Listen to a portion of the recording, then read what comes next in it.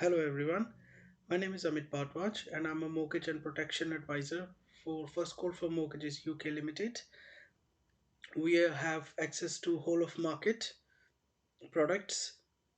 Um, uh, Today I'm going to talk about leasehold and freehold properties and what are the difference between them. In the UK, leasehold and freehold are two distinct forms of property ownerships.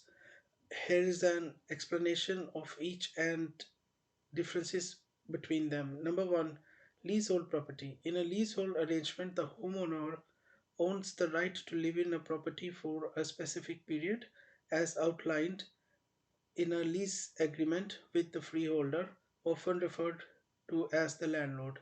The lease agreement sets out the rights and responsibilities of both the leaseholder and the freeholder. Leaseholder properties are typically flats, apartments, or properties within shared buildings or estates. Key points about leasehold properties: ownership. Leaseholders of own the right to occupy the property for lease term, but the freeholder retains ownership of the land and the building. Lease term. The lease can have a longer duration such as 99 years or 125 years, or it can be shorter. Ground rent. Leaseholders often pay an annual ground rent to the freeholder. Service charges. Leaseholders may also be responsible for paying service charges to cover the maintenance and management of shared areas or facilities. Lease extensions. Leaseholders generally have the right to extend their lease or acquire freehold, subject to certain conditions and legal procedures. Freehold property. With the freehold property, the homeowner has outright ownership of both the property and the land it stands on. There is no lease or time limit on ownership. Freehold properties are typically houses, bungalows, or other standalone dwellings. Key points about freehold properties: ownership. Freehold Freeholders have complete ownership of the property and the land it is situated on. No lease term. There is no ex- expire date or time limit on ownership. No ground rent or service charges. Freeholders are not obligated to pay ground rent or service charges to a freeholder because there is no separate landlord. So there is only one owner of the property.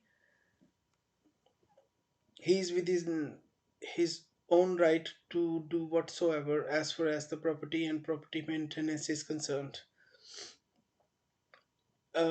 Differences between leasehold and freehold. Ownership.